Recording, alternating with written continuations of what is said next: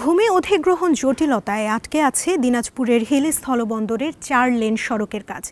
ফলে কমছে না ভোগান্তি। ২০২২ সালের প্রথম দিকে এর উন্নয়ন শুরু হয়। ২ থেকে ৩ মাসের মধ্যে নতুন প্রকল্পের মাধ্যমে কাজ শুরু হবে বলে জানান নির্বাহী প্রকৌশলী। ২০২২ সালে ৩৩ কোটি টাকা ব্যয়ে ৪ মাথা থেকে মহিলা কলেজ পর্যন্ত সোয়া ২ কিলোমিটার রাস্তার কিছু অংশে কাজ হয়, কিন্তু বেশিরভাগ নির্মাণ কাজ ভূমি অধিগ্রহণ জটিলতায় আটকে আছে। টাকা হাতে না পাওয়া পর্যন্ত জমি ছাড়তে নারাজ মালিকরা। এই হিলি থেকে, এই স্থলবন্দর থেকে সরকারের রাজস্ব খাত থেকে কোটি কোটি টাকা রাজস্ব খাত করতেছে। সেই তুলনা থেকে আমরা এই হিলিবাসী উন্নয়নের দিক থেকে একেবারে পিছিয়ে।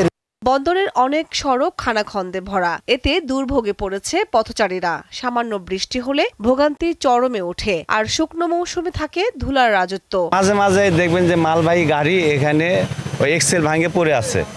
এটা প্রতিনিয়ত ঘটনা। একবারে অনুপযোগী রাস্তা, এই রাস্তা চলাচলের তো যোগ্যই না। এই রাস্তাঘাটগুলো চলাচল করতে গেলে খুব কষ্ট হয়ে যায় আমাদের। এতটা কষ্ট, গাড়ির পার্টসের এমনিতেই তো দাম বেশি, পার্টস তো কিনতে কিনতে আমাদের অবস্থা খারাপ।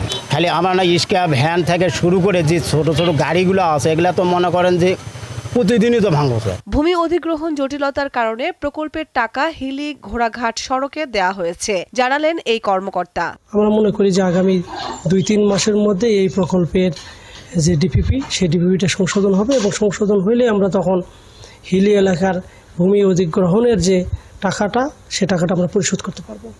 এরপরে আমাদের এই অংশের কাজটা শুরু হবে। ভূমি অধিগ্রহণ জটিলতা দ্রুত কাটিয়ে দিনাজপুরের হিলির এই সড়কটির নির্মাণ কাজ শেষ করার দাবি স্থানীয় ও বন্দর ব্যবহারকারীদের। দীপ্ত, বার্তা কক্ষ।